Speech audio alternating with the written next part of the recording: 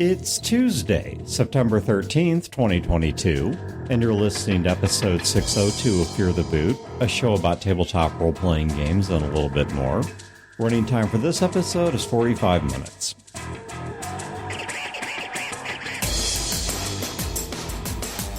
Welcome to Fear the Boot. My name is Dan. This is Mary. This is Wayne. I'm Brodeur. So, Brodeur, you just got back from Gen Con. What was it like this year? It was fantastic. The energy at Gen Con was very high. The attendance was higher than last year. Was it back up to normal, do you think? No, I know they've not released numbers yet. No. So it's below previous years. If you had to guess, because you said 2 years ago it was about half. Right. Do you think this was just guessing? 60%, 75%? Maybe. So I would say last year was probably somewhere around the 50 to 55,000 people. Okay. This year was probably closer to the 70 to 75,000 people. And they usually run, what, about 90,000? I want to say about that or higher, if I'm not mistaken. But I'm sort of drunk and pulling these numbers out of my ass. Oh, that's fine. Yeah. That's what numbers are good for. If they actually care, they can release turnstile numbers, which by the time this episode drops, they may have done. Here's what I will say. It was certainly more crowded than last year. The booth presentation, particularly the big names like Paizo, Asmodee, etc., were much greater. The energy was just, people were positive. They were excited. It was a really, really fun show. But for me, I have to say thank you to Pete Petruccia and Imagining Games. Not only did Pete get nominated for an Emmy for Best Rules for his game Rest in Pieces, but I had the opportunity to work Pete's booth, and we fucking crushed. I'm not kidding. According to the people to whom I spoke, and obviously Pete has more connections, more contacts in the industry, vendors did very well. Good. I mean, people really were very happy with the amount of traffic, with sales. It was an absolute blast. And I heard reports where people were coming by the booth and you would just have a crowd of people around like you. Proselytizing. Proselytizing the game. I think that's a misrepresentation in scope. With that said, I don't want to be too arrogant, but I was definitely on, right? Like we kicked ass. We sold all but 8 copies of Pete's game, and that was before I left at 3:30, at which point Pete and I were running along opposite aisles, and I was screaming about how much I love him. And then I said that there were only 8 copies left, and then they were on sale for half price during this last half hour. Yeah. So I haven't spoken to Pete. I don't know if that went anywhere, but a lot of people came by the booth. I'm sorry to tell you, Dan, hashtag Brodeur wins by a great margin. Well, you know why? There's a real simple reason why. Because my life has been so screwed up. The episode where we explain the Brodeur versus Dan contest Isn't out yet. Hasn't come out. never drops. And so it's going to get dropped post Gen Con. But so it's literally, it'll probably only be on Patreon, because for general release, I'll probably cut it because it's completely irrelevant. It talks about a contest at Gen Con, and Gen Con's over.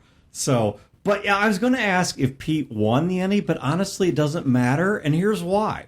I'm on an industry mailing list, and several times over, people have asked the question of what does an Emmy win do for your sales? And the unanimous, and I mean unanimous response from small companies, big companies, mid-sized companies has always been identical, which is winning the Emmy does nothing. It's the nomination. That everyone sees a huge boost off the nomination, and who actually goes on to take the gold versus silver does not matter. It does not affect their sales. It's simply the nomination. I think most people don't even know. That's the thing. They'll know what gets nominated, but exactly. they don't know who won. Because there's a pre-con hype, because people are, of course, paying attention before they attend. They've got podcasts and blogs and various things asking them, hey, let's get out the vote for our product. And so that drives up awareness. Vote early, vote often. But the thing is, by the time the con hits and then ends and people are tired and broke and possibly sick and going home, they're not paying attention anymore. So no one even knows who won. Well, even the people who were like proselytizing beforehand, go vote. If they didn't win, they're not going to bring it up again. So Yeah, let's... well, and the people who did win. Yeah. The most you're going to see of it is maybe the next edition's cover will say Gold Any winning thing. I mean, it's really never comes up again. Now, I will say this, and I have a couple shout-outs I want to do before I forget, but the company that we shared a booth with, Acheron, it's an Italian RPG company, and not only did they do some really fantastic stuff, in my opinion, I loved working with them, I loved their energy, I loved their professionalism, but I have to tell you, they had multiple Ennies from 2001, and they brought their fucking Ennies with them, and they had them displayed with their books. It was like Michael Phelps, right, in all his gold and different medals, right? It was fantastic. So they literally used their Ennies to display their book. So when people were coming by, we had an amazing corner, right? So we were in this far back corner, but between us and Mage Hand Press and Cryptid Cafe and Stifling Darkness, the board game, we had like this energy back in that back corner. And dude, we were fucking crowded. It was busy. It was fun. I had a blast. But I want to say thank you to Tom and to the Ingracias and to Michael and everybody else who came by the booth to see me and to say how much they love the show, Fear the Boot, and to say hi to you guys. It was incredible. However, one fan in particular, Rogue Operative on Discord, or Taylor, she came by the booth, and I was so uncomfortable with the positive things that she had to say about what I brought to the show, and it meant the world to me. I mean, it was an amazing weekend all around. I could go for an hour about all the incredible things that happened. Yeah, but Taylor, it's really not nice to make Brodeur uncomfortable. Next year, if you see him at Gen Con, please just kick him in the First of all, It's not like he needs it anymore. So Taylor's one of those wiry people that looks like she would fight until she's burger. So I don't want Taylor to kick me in the because I suspect it will fucking hurt. So no, I don't need any of that. But what I am saying is why I would want it. It was the highlight of my weekend when you came by the booth and we chatted, and I just wanted to say thank you. Alrighty. So that's not what we're going to talk about today that we just did, so I guess we are. But that's not the main topic for today. Sorry. Please, no, continue. Yeah, please keep apologizing.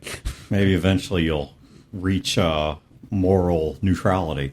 So what we are going to talk about today is something that we talked about like 3 months ago, which is our last episode. Yeah, life just keeps getting better. But so we were going to talk about customizing or personalizing a module, which is something the show has really not been able to talk about in the past because pretty much everyone on the show runs their own material. We write our own stuff. And there's nothing wrong with modules per se. We may have presented that opinion simply because unanimously all of us don't use them. We have our reasons for not using them, and therefore there's going to be a unanimity to our, I guess, negative opinions on them. But it's not like modules are inherently bad. In fact, there was a survey, I don't know if this is still true, but there's a survey run of the gaming consumers some years back where almost across the board, the game element that most people felt was really lacking was game ideas, modules, sample plots, things like that. That was the thing that more than not consumers really felt was missing from the RPG industry. Well, now fortunately picked up Mary, who sucks as a GM, so she runs out of modules. I object. Well, in the past I've talked about how I've had nothing to say about it because the one time I was going to run one at the last minute, it's like, I can't do that. I need to run my own stuff. Yeah. I've run some in the last year for the first time, so I finally have some experience. Wayne, I'm sorry. No. So, all right, but you had some thoughts on the last episode that we kind of left hanging because we didn't want to develop them in all of 3 minutes at the tail end of the show on how do you take a module and not simply run it as a rote script of here's your box text, here's your choose your own adventure list of 3 options in this room, and then we turn to different pages or roll up an encounter based on what you do. So you had some thoughts on actually personalizing them to the audience that you're working with. I don't even know where to begin because I don't do this. And so I'm just going to admit ignorance here and just kick it to you. Where do we even start with this? So I'm going to start where we were talking last week, because the whole... Last week. I know. Okay, well, maybe when this comes out. I don't know. Yeah, the last week I was in this house. Yes, okay. But so what we were talking about, and what brought up the idea of talking about modules in the first place, was we were talking about incorporating character backstories into a game. Yes. And what I said is that my first thought was that I have had experience doing this with modules, and specifically how it makes a module so much more, that you get so much more investment, you get so much more freedom and buy-in from your players if you do that. Like, it's a way to make a module more personalized, give your players something to grab onto, and just make it more fun for everyone involved. Yeah, I completely agree. And I think this is, in a way, kind of where I'm stuck, is because what you just said is the reason why I won't run a module. Right, sounds like the antithesis of a module. What a module is. It's pre-written. And what you have to realize is the way to come at running a module as an experienced GM, they're great for beginner GMs who just need all the help they can get. You don't know the setting, you don't know the mechanics. They're fantastic ways to get into a system, especially when you've never run before. But as an experienced GM who knows the system, who knows the setting, what a module is not an all-contained, you have to run it as written story, everything is already preordained. What a module is a framework. What it does is give you the bones of a story, of a setting, but it gives you the entire framework within which you are free to do whatever you want to do. But one of my problems that I've had in running long-term games is having a consistent story, finding the story beats, finding where the characters go next, figuring out what happens next in the plot. And what a module does is it gives you that. And everything you do in between those points is all up to you. So what you've just described, I think, is, in a way, my problem. But let me see if I can unpack it in the way you just gave. All right, so bear with me here while I try and explain this. The problem I have with a module is it's a script for what should otherwise be at least a mostly unscripted art form. I mean, it's okay to have certain scenes scripted or whatever, but 90-some-odd% of an RPG is you dealing with improv reactions from the players, or spicing things up, or figuring out what people are latching on to, things like that. You ever hear an idea explained and you never really thought you understood the idea until someone explained it in that fashion? Yeah. I think that what you did there with modules, saying that it is a script for an art form that it is ideally unscripted, is the thing. I've never been able to put my finger on it, but that's my issue with modules. That is the issue for me, is a module. Let's say if we look at the major story components, the major plot points. Major plot point, yeah. That you have to go A, B, C, D, E. And it's not just that these are the plot points presented, but you have the meeting with the job contact in A, which leads to you starting the job in B, which leads to you getting the information in C, which leads to the fight in D, which leads to the aftermath in E. They're not all written like that, though. They're really not. Well, let me pause right there to say at least the ones that I have read, and while I don't run modules, I do not own a small number of them. I own a pretty substantial number of modules. Well, that's why I was wondering if maybe... In all the modules I have flipped through, if I'm running a game off of my own notes and the players decide, you know what, we're not even going to engage with the big bad, we're going to do something completely different, no problem. I know how to rearrange things, but the module presupposes that. Well, and that's why I was wondering if maybe modules are different now than they used to be. Maybe. There has been a change in how a lot of them are written. Okay, yes. so maybe that's the issue. Is I'm just ignorant of where modules have gone. There's a lot of plot point campaigns yes. where there's just, here is a basic plot point. It doesn't describe the scenes or things. Yeah. It's just little spots you can go. There are basically choose your own adventure kind of things. Like Chris Hussey's Wolverines Take the Highway to the Danger Zone. There's not take A to B to C. It's here's a bunch of things around town that they could potentially do. Here's a beginning. Here's an end. Have fun. Get them somehow to the end. And there have always been modules written that way. It just hasn't always been the predominant. Like, you sit down to the Pathfinder campaign stuff, and it's not that. You are sitting down for a specific, like, these are the encounters, we're going to all run through them. It's like the Living Greyhawk stuff, where it's like, this is the fight, this is the fight, this is the fight, this is the story. Organized play is very different.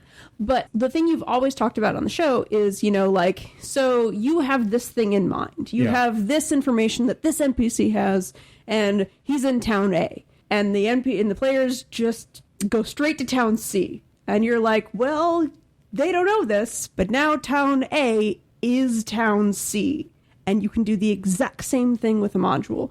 All you have to do is know what's in it, know the information, and what the players need to get through the story. And the thing is, the story is entirely mutable.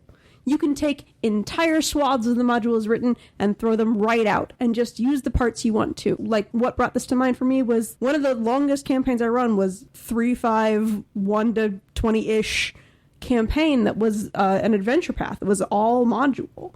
And the thing that made it go so long and be so successful is that not only did I ignore parts of the module, but I took whatever player character backstories were, and I was like, you have created an enemy for yourself. Like, one player, I think, had run away from being a slave to a blue dragon of some sort. I'm remembering this badly, but that blue dragon does not exist in this module.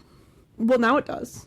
Now it is another antagonist. I will sit down at the beginning of a game, and I guess this is going back to how I would run this, and I read through everything, learn it all, figure out the parts you want to use, and then storyboard it like you would anything else. Here are my big bads, here are my players, here are player interests, and then I just start drawing lines. Yeah, I have a mental challenge for you, Dan. And first of all, let me say, I'm definitely still more on the I make my own campaigns mindset. But think about it this way. You always talk about how certain campaigns you've run multiple times. Yes. Like Stone Keep, I think, is one of them. Yeah. You've run people through it. The only difference is you wrote it versus somebody else wrote it. Yeah. You're approaching it with a story in mind, and then you're modifying that story for your players that come in. So I think maybe herein lies a distinction that I have failed to make. And I think, based on my experience playing under certain people, I think other GMs have failed to make, which is when I write a story, we start off with the presupposition that what I am writing is a bunch of mutable story points or story beats, that I am writing a series of concepts that can be rearranged, changed, etc., etc. Whereas if you hand me a book that's a module, I start to see it as a script.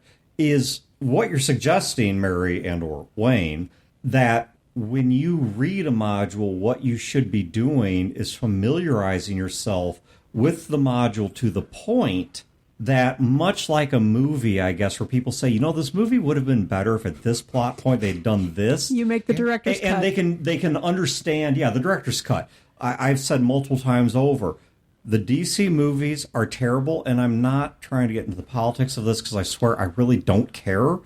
The Snyder cuts of the DC movies are markedly better than the theatrical releases. They're still just polishing turds, though. That's why he paid for all those bots. I'll tell you straight up that I will not defend the theatrical release of Batman vs. Superman or Justice League, but I loved the uncut ultimate versions or whatever. And I've talked to people who saw the ultimate version first, like, I don't understand why this gets all the hate. And I'm like, now you understand the issue. Once again, not going to get deep into this because I really don't care about the politics. No, but it's the same thing. But the point is what you're suggesting, to know the module to the point that you can say, here's the framework of the story. Now I'm going to deconstruct it into its constituent Legos. Yeah. such that I can rebuild it on the fly into whatever I want and ignore the script. Right, which is what you have to do. And even if it's like, you can keep the script for a room or, a plot beat. But yeah, you almost have to be able to do that because you don't want to have your players on that railroad where they can't deviate from. You still want them to have the illusion, which is all it ever is, of being able to do whatever they want and go wherever they want. What opened my eyes is playing as a player in a campaign where somebody is running a full module that was multiple plot points. Not every session was a plot point from that. Some of the sessions are just RP sessions because of things we've done. Yeah, you have to, It really opened my eyes because I had that same view of they're very structured and you go from point A to B. I didn't even know I was playing through a module. Yeah, right. See, and I got to be very careful here because I don't want to name people or out people. But pre-COVID, I was at a convention where I was playing under someone who said from the start that what we're playing is a module, because they were actually part of a team that was playtesting a module. And we got to a particular encounter, and I had a somewhat unique solution to the encounter.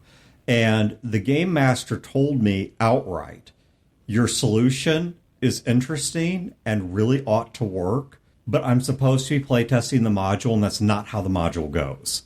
The module presupposes that the big bad remains the big bad, and you don't talk him out of his plot. And so we have to go to fight. We cannot have it in that way. And so that kind of reinforced my view that, okay, I'm basically an actor where if I have little to no imagination and I'm a very, very passive, unimaginative player, I guess I can just kind of fall forward through this campaign or this session. But if I really want to do something of my own, this module suddenly becomes very noticeable hedge maze of I have to keep within the walls. That's really interesting. I'm guessing they weren't the person that wrote the module. No, that's correct. That's correct. I've done play tests for people that are testing modules that they've released multiple times, and they love that. I was going to say, that sounds like when people come up with something new. Not a useful playtest, because if what you're trying to do is not covered, then maybe it should be. Yeah, and I was going to say, is that something that is true in modern modules, or at least in some modules that I didn't see in the past, where it's kind of like a choose-your-own-adventure of if the players fight the big bad, turn to page 25. If they converse with the big bad, turn to page 28. If they run from the room and don't even fight them at all, turn to page 30. It can be. If they fillet the villain, turn to page 37. I mean, to be fair, the game I'm talking about did involve the Book of Erotic Fantasy because we had it, and there was a table. Right. I was like, there's a table for this one, friggin' roll on it. But the villain never thought it could happen to him. Right? One of the ones I read through has combats. Yeah. And when the combat happens, if they're successful, go to this page. If they're not successful, go to this page. Okay, see, now, I'm going to admit, once again, this may be the fact that they're older modules. This could just be the modules I'm looking at, because some of them are newer. Right. They are much more wooden than this. Well, a lot of them are. And the thing is, they assume a very, very passive, unimaginative group of players. Oh, absolutely. And the thing is, you can run them like that. This game that I'm talking about, the one that comes to mind first of all, lasted a very long time. It was the Legacy of Fire Adventure Path that, I ran all the way through. And that's made up of 6 separate modules that are all written by different people. Mm-hmm. And it's one of those things where the setting shifts, the tone shifts, everything is so different between each book that it's one of those where it's like you almost have to ignore half of it just to make it a coherent story. And that's fine. Or, you have 10 players and you just need to throw things at them so that they get through the session because it's too many people to run 3-5 for. All of that happened in the same game. It's entirely up to the DM and up to the group how they want to be playing it. I think the type of person that's going to run it very rigidly and not be open to it isn't the type of person that's going to come here to listen to an episode about how do you customize it to your players. No, I mean, that may be a fair point. Because those GMs are definitely out there. Okay, I have seen those GMs. And I have sat at the table, and I have found it painful. But been in those games. Yeah, but that type of GM is not going to come listen to the. Hey, I've run those games. So have I. All right, so let me, Mary. I'm going to give you a made up situation here. Yeah. Because I need something that will be probably common knowledge to all of the audience. So let's say that the module that you've got in front of you is a D&D module that calls for playing the Knights of the Round Table. Okay, so it presupposes that everyone is playing a human knight or paladin. Those are your only two, fighter or paladin. Those are your two choices. And you are going to agree to go on a quest for the Holy Grail. Okay, so this is the adventure as it exists in the module. And when we come to this game, I am playing a Gnollish shaman whose background is in trying to find heroes that are about to die because he believes in what's called an animist religion, which has nothing to do with animals, has with ancestor spirits. Yep. And basically says, you know what? I'm not really even interested in finding the Grail. I just want to be there when certain people die so that I can already know who they are, so I know how to summon their ancestor spirits to perform clerical magic. All right? How are you going to customize this module to my character? How are you going to make my character fit in here? All right, two things. Step back. And, as we've talked about before, how much do we know going in, and how much has the GM said, literally, no, you can't do that in this game?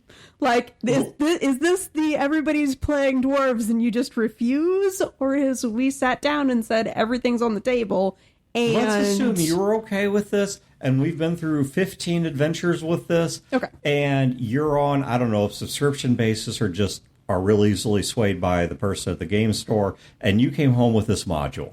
I don't know. I have no idea what the setup is here. No, it's fine. I'm just trying to understand with a real example, and I say real in the quotes here, Right. Because I have to use a story everybody knows. That's fair. How do you customize a module to the characters you've got and to the backstories you've got when the module itself was not written for those characters? So in this situation, I don't think I would do that. It would be a case of that's not worth bringing in the module at that point. If this is a pre-established group of characters, right, and now I say, we're going to play this game in Arthurian legend when we've been over here in Faerun for a while, like that doesn't... I don't know, let's say it's been an Arthurian legend. It's just we were out in the wilds, and because, I mean, Merlin may have been what's called a heathen, not unbeliever, no, but like literal heathen. Yeah. Well, so I think there's a difference here that may come into, you're trying to define this.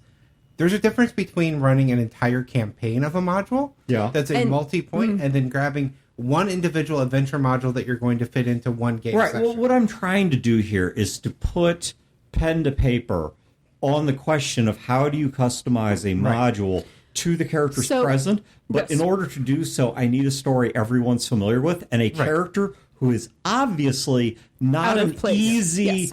Because if I tell you, I'm playing a human paladin, well, this gets so brainlessly simple, why have the episode? So I'm trying to create a problem. My question for you to help her... Sure. Is this a one adventure of the Arthurian thing, or is this the entire campaign? Because how you customize it and the level of customization is different for the two. Okay, fair question. Yeah. Let's say, because we're talking about modules, I think with the assumption that that's what the GM prefers.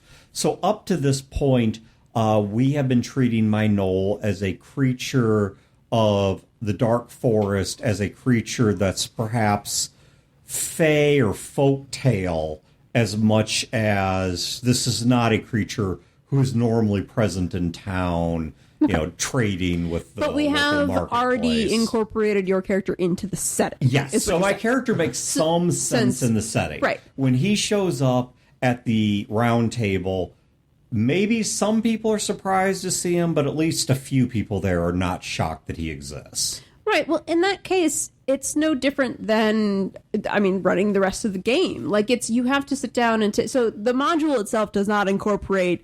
There is a Gnoll character in the party that doesn't exist in the setting. Exactly. That's the problem I'm trying to create. Right. But so what you do is you sit down and you say, okay, here's the story is written. So King Arthur is going to send you on a quest. Everybody has to gather at the round table, and that's where the module begins. Yes. And this is the start of the story. Is going to send you on a quest. What happens is that you sit down and you read the box text or however this adventure starts, and at no point does King Arthur address the fact that there is this outsider in setting wise among the party. And what you do is you rewrite it. You take his character dialogue and you throw it out the window and be like, so you have to go to this town and talk to this person for this reason. And those are the key things that he needs to tell you. And after that, you ignore everything that was written and you talk to the group of players the same way you've been talking to them the whole time as a group of players. However, you've incorporated your Knoll into this, whether he's attached to another character, just this weird outsider who's like been sent, who's had the blessing of Merlin, or maybe, Morgana gave him an in to the story, and Arthur's sitting there going, all right, I guess I'll listen to you, and you're a part of this. I don't know why, I don't understand you, but you're a part of this. And that's the way he talks to you. That's the way I would do it. Okay, so it sounds, if I'm following this right, let me try and restate what you're saying to see if I'm latching on your point here. You take the story and you get a bit of reductive. That the gist of the story is that we need to send people out on a quest for the Holy Grail.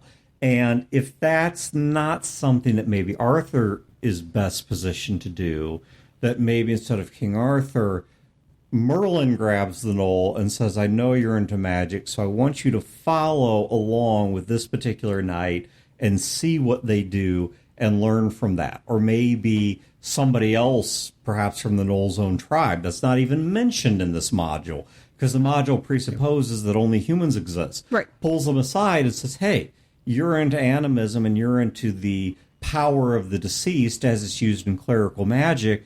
Well, if you find the Holy Grail and learn more about Christian saints and such, maybe there's an entire new dimension of clerical magic that you could integrate into your religion. And so therefore you have a reason to chase the Holy Grail, even if otherwise you're not a paladin of the Round Table. And how you set this up for your example, I would come in and basically have an NPC come and have the conversation with you of, I understand you're wanting to learn about great warriors before they die. Yeah. Many warriors will likely die on this quest. And what you're going to gain out of it is learning about these warriors before they die. But you're going to have to bring something to the table as well. Yeah. You can't just go with them. You have to earn your place with them. By doing that, you will learn their story. If you are not a worthy person, then worthy spirits will not respond to you. Yeah. Yes. So maybe, you can maybe even go the other way around and say, nobody's going to die on this, but if you don't participate, then worthy spirits will not respond to you because you yourself do not command any respect. Well, and the other thing, too, is that one of the key things to do is, so say, in this example, say in the module as written, King Arthur is the person who gives the party the quest, because they're all human knights of his round table. And in this module, Merlin is a character, but he doesn't show up until later, and he's mysterious and over here, and maybe antagonistic, maybe not. And what you do as a DM is you're like, I've read the whole thing. I know Merlin shows up. So maybe Merlin is the person to talk to this Knoll, but nobody else hears him. Yeah. He talks to this Knoll, and that way you introduce characters before they show up in the module, before they show up in things, and you tie them to characters, and you make those characters, again, it's investment. It's about bringing them into the story and adapting the story to... Okay, so look at the module, know what's going on, maybe even add some things that aren't written. Absolutely. But with the eye for, okay, I know these things about the player characters. What is a sensible way to tie them into this plot stream, even if it is supplemental to what is otherwise written in the story? Yes. Well, having never run a module myself, but I watch a lot of movies, and a very common experience for me is watching a movie and thinking what I would have done differently. Lines I would have changed, scenes I would have cut, stuff I would have added. And for me, I think the exciting thing is about a module is I have that script, but I got to read it beforehand to determine what is it that I want to do differently. But then also I'm going to have those great inspirations on the fly when I'm engaging with my player audience. And they're going to have wonderful ideas that I wouldn't have even considered, deviations, addendums, etc., that I would have not ever considered had I not been playing with them in the first place. Yeah, we always talk about getting inspiration from different places. Movies, books, other games, comics. Why not from a module? Post-nut clarity. Well, my thing about a module, and part of the reason I own so many modules, now some of them have been given to me as gifts or people asking for insider reviews over the years, but part of the reason I own them is because of the fact that they oftentimes inspire me in terms of individual art concepts, things like that. Pre-statted out NPCs. Pre-statted NPCs. I don't run the module, but there might be one piece I pry out of it, which I think is perhaps a bit so far off the topic that I don't know it would address what we're trying to talk about. I tend to not even run the setting of the book. Yeah. Like there's a Battletech module called Prometheus Unbound or something to that effect, where I have pried a lot of individual pieces out of that module, but only once did I attempt to run it as a module. And fortunately, it worked fairly well because the group I was playing with was, at the time, fairly unimaginative and just kind of went with the flow. And the module was set up for people that were playing Mercenaries already, and so they were playing Mercenaries as just another contract, and they played along. But in the aftermath of that and other runnings, I have pulled pieces of it. But once again, I think that's a bit so far off the topic because that's not personalizing a module. That's stripping a module for bolts. That's like stripping anything else, like pulling a character out of a movie or a book. Yeah, exactly. That's like saying this guy's roughly based on Han which Solo. is sort of the flip side of the coin that I was saying earlier. Yeah. Because I'll tell you what, I mean, nothing is original. Oh, absolutely so not. I steal with impunity. I've definitely reread books that I haven't read for like 2 decades and gone, oh, that's where I got that D&D character from. Right? Yeah, no, for sure. So I think one of the other true facts of a module is even if you follow what's otherwise outlined there, no proper noun is true until you stated it. Yeah. So if the big bad is supposed to be Mordred, but the player characters, one of them has a brother who's antagonistic toward them, and his name is Bill, well, then suddenly Bill is the big bad and not Mordred. And You've got a necromancer in the story, and it just so happens one of your players has a necromancer father. or even if not a necromancer, I mean, it could be that they're an anti-paladin. I don't know. Whatever. I did But actually. you can just swap one person for another. That Oh, absolutely. If the antagonist was supposed to be this person, now suddenly the whole thing is being driven by someone that exists in a player's background. Any of the that's- proper nouns, towns. You go to a Yes. town to get information. You're supposed to talk to an information broker or a fixer, but the players have an NPC in their background that could fill that role just the same. So just cross out the name, write the name over it. By the way, I will say from the few times that I've run modules, I am generally not a person who likes to write in my books. I really hate writing in my books. If you are afraid to write in your books, modules are probably not for you. No, you photocopy them. Photocopy them, and then you have the page as is written, but you can also write on it. Fair enough. And highlight all it. I can say is the couple times I've run a module, I have had to write all over them. In the book, in the margins. So yeah, if you're not prepared to photocopy it or to get a PDF of it or something, because I had to write so many things in it because otherwise you can't follow your own map. No, and that's the thing. Like I said, if I have never run a module without having like a whole notebook. Again, I'll photocopy, like if it's in a magazine or something, or even if it's a hardbound book, I will either photocopy it or take it and like have an entire notebook that is like a normal campaign notebook that is just all of my extra notes. You can't run it straight out of the book. It doesn't work that way. Yeah. So, Tim, you mentioned something that kind of made me think too. You were talking about a Battletech book where they were mercenaries or something. In a campaign like that, where you're running with all mercenaries, any individual job could easily have been a module. Yeah. And then how you customize it is how they get that job. Instead of being this random person that brings it to them, I think it goes somebody that's actually connected to them blackmails them into doing the job, or somebody begs them to do the job and they're being paid for it. True. And I think the part of the reason that I didn't mention one of my favorite books by somebody I despise, which is Chris Hussey's Hotspots, is because of the fact that while what it consists of is a bunch of story hooks and plot ideas, the ideas do not execute. And what I mean by that, they do execute in game. Yeah. They play wonderfully. I seriously, it's an out-of-print supplement, but I can't recommend it enough. Catalyst needs to bring it back into print. It's beautifully done, and a lot of love to Chris, jokes aside, for what he did there. But it gives you the contract, it gives you the plot hook, and it gives you a couple ideas for, hey, in execution, here's a few loose, floating, disconnected ideas that might happen to keep the plot going, but it does not give you a full story arc. It does not give you the beginning, middle, end.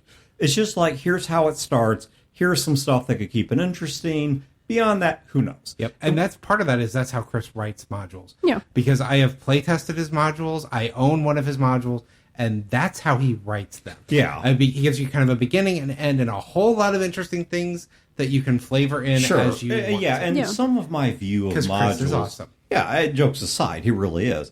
But some of my view of modules may be stilted or distorted by the fact that I have played a lot of modules or run a lot of modules that were much more woodenly written. Oh yeah, they can be run badly. Here's your dungeon map. Here's how you get the job to go into the dungeon. Right, you're in a tavern, somebody approaches you with a letter, you've never seen them before, you don't know who the letter is. The mysterious stranger, blah, blah, blah. Yeah. How much of that is our age, right? Like when we grew up, not only was gaming adversarial, but modules were written in a way to cater to adversarial game mastering. Yeah, adversarial, right? And also a particular type of game that was going to do it much more on graph paper than in the mind's eye. Well, but once again, I'm saying this is not...